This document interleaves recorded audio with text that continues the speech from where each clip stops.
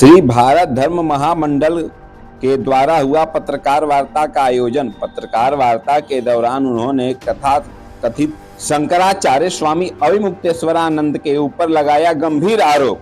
उन्होंने स्वामी अविमुक्तेश्वरानंद को फर्जी शंकराचार्य करार दिया। ज्ञात हो कि भारत के सभी धर्माचार्यों हिंदू समाज के द्वारा स्वीकृत सनातन धर्मियों की अखिल भारतीय विराट धर्म सभा श्री भारत धर्म महामंडल की स्थापना जगत गुरु स्वामी श्री ज्ञानानंद जी के सानिध्य में सन 1901 में हुई थी। ऐसा कहना था पत्रकार वार्ता में श्री शंभू उपाध्याय जी का। उन्होंने कहा कि ज्योतिष पीठ बदरिका आश्रम पीठ लगभग 168 वर्षों से लुप्त थी। वर्ष 1936 में तत्कालीन 3 पीठों के शंकराचार्यों के अनुरोध पर स्वामी ज्ञानानंद जी द्वारा इस पीठ के पुनरुद्धार हेतु एक शिष्टमंडल का गठन किया गया, जो श्री भारत धर्म महामंडल था। शिष्टमंडल के अथक प्रयास भगवान आदि शंकराचार्य के ग्रंथों में वर्णित चिन्हों के आधार पर ज्योतिष पीठ बदरिका आश्रम के स्थान का पता लगा और श्री ज्ञानानंद जी महाराज ने जो भूमि भारत धर्म महामंडल के धन से खरीदी थी तथा जो स्थान सर जेम्स क्ले से प्राप्त हुआ था, उनका उल्लेख करते हुए 1941 में ही एक न्यास पत्र नियमावली बनाकर ज्योतिर्मठ के पक्ष में रजिस्टर कर दिया गया। और उन्होंने कहा कि स्वामी ब्रह्मानंद सरस्वती का गोलोक गमन 1953 में हुआ एवं उनकी पंजीकृत वसीयत के अनुसार स्वामी शांतानंद सरस्वती का अभिषेक 12/6/1953 में ज्योतिर्मठ के शंकराचार्य के रूप में हुआ। स्वामी शांतानंद जी ने अपने जीवन काल में ही ज्योतिर्मठ, जिसको ज्योतिष पीठ बदरिका आश्रम के शंकराचार्य के रूप में अपने शिष्य श्री विष्णुदेवानंद सरस्वती को सन 1980 में अभिषिक्त किया। श्री विष्णुदेवानंद सरस्वती की मृत्यु के उपरांत 15/11/1989 को श्री वासुदेवानंद सरस्वती को ज्योतिर्मठ ज्योतिष पीठ बदरिका आश्रम के शंकराचार्य के रूप में अभिषिक्त किया गया। इस बीच शंकराचार्य द्वय, एक श्री वासुदेवानंद सरस्वती एवं द्वितीय स्वामी स्वरूपानंद सरस्वती के विवाद के प्रकरण में माननीय उच्च न्यायालय के प्रथम अपील 309/2015 के निर्णय दिनांक 22/9/2017 के निर्णय के अनुसार कोर्ट ने कहा कि 1973 में पीठ रिक्त नहीं थी, इसलिए 1973 से स्वामी स्वरूपानंद का अभिषेक अवैध है। स्वामी वासुदेवानंद सरस्वती राज्य सरकार के वेतन भोगी रहे हैं, अतः कोर्ट ने इनको भी अयोग्य माना है। उन्होंने कहा कि शंकराचार्य श्री स्वामी स्वरूपानंद जी का गोलोक गमन हो गया तथा माननीय उच्चतम न्यायालय में बदरिका आश्रम के शंकराचार्य की याचिका पर सुनवाई चल रही है एवं इस प्रकरण में अभी तक कोई निर्णय नहीं आया है। श्री वासुदेवानंद सरस्वती जी ज्योतिष पीठ के सभी भौतिक संसाधनों पर काबिज हैं, लेकिन उच्च न्यायालय के निर्णय के बाद से कभी भी अपने को शंकराचार्य नहीं कहते हैं। इस पत्रकार वार्ता में Shri Pyare Singh chief secretary, professor Shraddhanand अध्यक्ष, professor Shambhu Upadhyay general secretary, Shri Shribhal Shastri joint general magistrate secretary, Shri Rajesh Rai resident secretary, departmental secretary Rajiv Raman Rai, Shri Awadh Narayan Rai सहायक मंत्री, श्री भारत धर्म महामंडल के विधिक सलाहकार डॉक्टर श्री अशोक सिंह, श्री राकेश पाठक आदि लोग उपस्थित रहे। मुद्दा एक ही है, इसलिए आपको आमंत्रित करना पड़ा कि वर्तमान समय में इलेक्ट्रॉनिक मीडिया और प्रिंट मीडिया में 4 शंकराचार्यों का उल्लेख हो रहा है। श्री बद्रिका आश्रम ज्योतिष पीठ के शंकराचार्य का उत्तरदायित्व श्री भारत धर्म महामंडल को है। और यह भी जानकारी आपको दे दें कि एक डीड है जो जिसका हाई कोर्ट के फैसले में भी उल्लेख है, दिखा दीजिए। 1941 में जो बद्रिका आश्रम के शंकराचार्य का पीठ था वो विलुप्त हो गया था। 165 वर्षों तक कोई वहां शंकराचार्य नहीं था। हमारे पूज्य गुरु स्वामी ज्ञानानंद जी, इन्होंने वहां उस समय अंग्रेज अफसरों से मिलकर के उसकी खोज कराई और खोज कराने के बाद वहां की भूमि क्रय की। भूमि क्रय करने के बाद जो जो और भूमि थी उसको अधिकृत कराया और एक डीड बना करके उन्होंने शंकराचार्य की नियुक्ति की परंपरा प्रारंभ शुरू की। वो परंपरा चलती रही। बीच में कुछ लोगों ने मुकदमेबाजी शुरू कर दी, माननीय स्वर्गीय स्वरूपानंद जी और वासुदेवानंद जी ने, कि हम हैं शंकराचार्य, का हम हैं शंकराचार्य। माननीय उच्च न्यायालय ने 790 पृष्ठों का फैसला दिया और उसने कहा कि चूंकि पद रिक्त नहीं था तो 1973 से स्वरूपानंद जी की जो शंकराचार्य क्या हुआ है उसको समाप्त किया जाता है। 1973 से समाप्त कर दिया उनको। और वासुदेवानंद जो लड़ रहे थे उनको कहा कि चूंकि ये सन्यासी नहीं रहे हैं, ये यूपी गवर्नमेंट के पेड वर्कर रहे हैं। कुछ दिन अध्यापकी किया था, उसका भी डेट दिया है, समय दिया है कोर्ट के अनुसार। तो यह भी इनकी भी मैंने उसकी समाप्त की जाती है।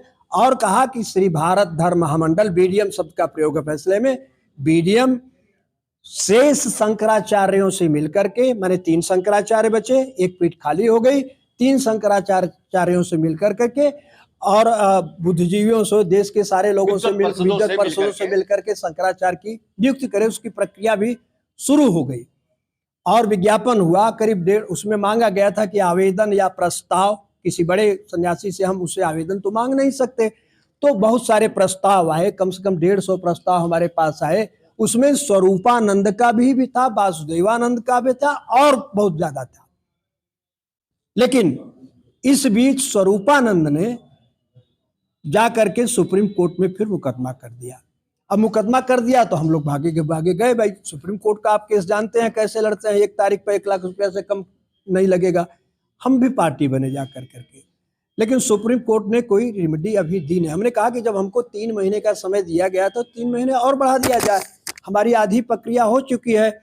इसी के तहत हमारे लोग, हमारे संगठन के लोग, मैं खुद श्रृंगेरी गया, मैं निश्चलानंद जी से मिला, मैं स्वरूपानंद के यहाँ भी नरसिंहपुर जाकर के मिला। आप जानते हैं नरसिंहपुर में ही रहते थे। 1.5 घंटे मेरी बातें हुई, ऑडियो है, वीडियो सब है।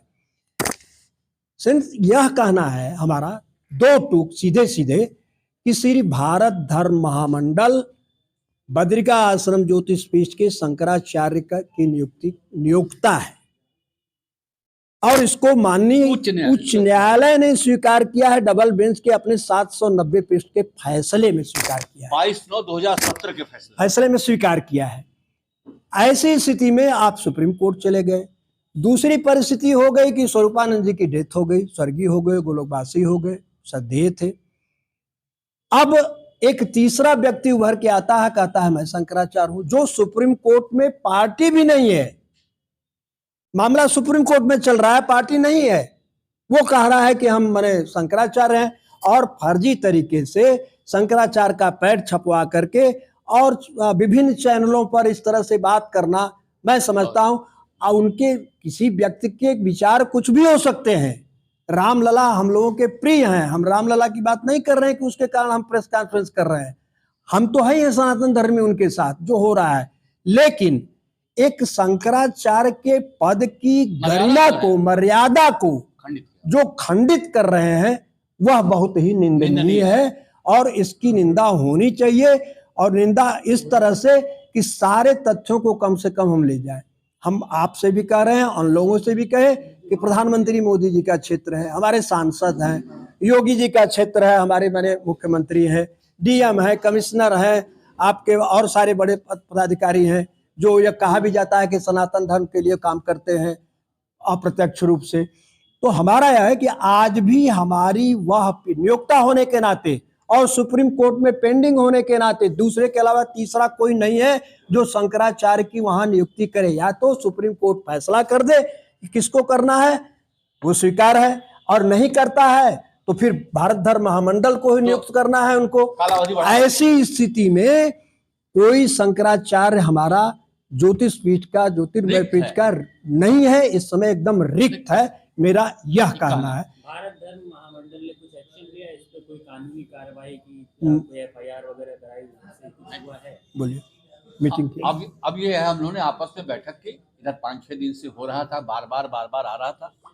तो हम लोगों ने कहा भाई जब ये कोई है ही नहीं है तो हम लोग का एक दायित्व तो बनता है। जैसे उच्च न्यायालय ने कहा कि आप नियुक्त कीजिए, तो हम लोगों ने कार्रवाई शुरू किया। समय थोड़ा कम पड़ गया, उससे कोरोना काल पड़ा, उसके वजह से भी हम लोग थोड़ा बाधित हुए। जब वहां चला गया तो वहां भी हम लोग जाकर के पूछ रहे थे बढ़ा देंगे तो करेंगे, नहीं तो सुप्रीम कोर्ट ही तय कर देंगे कौन होगा। दूसरी बात यह कि हम लोग जब तय किया तो ये हम लोग को लगा ये कि इसके लिए एक जो है मीडिया को बुला करके वास्तविक तथ्य से सबको अवगत करा दिया जाए। और इसके बाद जो है कमेटी जो है हमारा जो संगठन जो है, हमारे जो ऑल इंडिया काउंसिल के मेंबर है, जो हमारे जो एडमिनिस्ट्रेटिव कमेटी के मेंबर है, हम लोग करीब संख्या है बल है, तो उसमें जो है हम लोग फिर शासन प्रशासन को भी एक पत्र बना करके लिखेंगे कि भाई इस तरह का एक जो है प्रकरण आ रहा है, इसे आप संज्ञान में लें और उस पर आप अपना सही जो भी आपको करना हो उचित निर्णय ले। हम लोग का काम, हम कुछ नहीं कर रहे हैं, हमको तो चूंकि उच्च न्यायालय ने कहा कि आप करो भाई, तो न्यायालय ने कहा कि नियोक्ता आप हैं। हाँ। अगर उस जगह पे कोई और कहता है कि मैं वहाँ का कुछ भी भाई तो सबका उस पे नियोक्ता जो है वो एक्शन लेगा ना भाई। किस पर एक्शन ले? जो भी अपने आप को कुछ अपने आप को कह रहा है तो हम क्या कर सकते हैं? हम कर सकते हैं कि आज आपको बता रहे हैं कि जनता को मैंने संदेश जाए और शासन प्रशासन को बताएंगे। चूंकि मामला मैं फिर से दोहरा रहा हूं कि सुप्रीम कोर्ट में कहीं न कहीं चल रहा है, जहां जो ये मैंने शंकराचार्य अपने को लिख रहे हैं, पार्टी भी नहीं है वहां, और जो लिख रहे हैं तो उनके ऊपर हम क्या कर सकते हैं? हम जिला प्रशासन को, मुख्यमंत्री को, प्रधानमंत्री को, गृह मंत्री को कल तक हमारा पत्र चला जाएगा, उनको हम जानकारी दे देंगे जैसा अध्यक्ष जी ने कहा, उस पर वो निर्णय ले। और हम क्या कर सकते हैं? मुकदमेबाजी में कितना होता है आप जानते हैं। और फिर जैसे ये इसकी मर्यादा है और हम लोग नहीं करते, हम तो उनको रखना चाहिए मर्यादा कि नहीं है तो क्यों कर रहे हैं। हम केवल इतना कहने के लिए आपको बुलाए हैं कि हमारी पीठ रिक्त है, वहां कोई शंकराचार्य नहीं है और हमारे 3 हैं। हम विवाद में नहीं पड़ना चाहते। हमारे शंकराचार्य तो मैंने और जो 3 हैं जिनपे मैंने सब लोग से हम लोग भेंट मुलाकात, सबसे मुलाकात करते हैं, सबसे राय लेते हैं, सबसे बात करते हैं कि क्या करना चाहिए। लेकिन जब चूंकि माननीय उच्चतम न्यायालय में मुकदमा, अभी कल ही मुकदमा था, मैं संपर्क में था, 22 फरवरी को फिर चला गया। भाई डेट पड़ेगी तो डेट पड़ेगी तो सुप्रीम कोर्ट के आगे हम क्या करें? हम ज्यादा से ज्यादा प्रशासन को, जो सक्षम अधिकारी हैं, उनको लिख सकते हैं। सक्षम अधिकारी को एक सूचना के तौर पर दे देंगे कि हम लोग ये है और हमारी ये स्थिति है जान ले, ताकि उनको भी लगे कि कोर्ट में मामला है, इस तरह से लंबित है। दे दूंगा, जो आपको प्रेस विज्ञप्ति दे रहा हूँ उसी आशय का एक पत्र जो है मैं शासन प्रशासन को भेज दूंगा।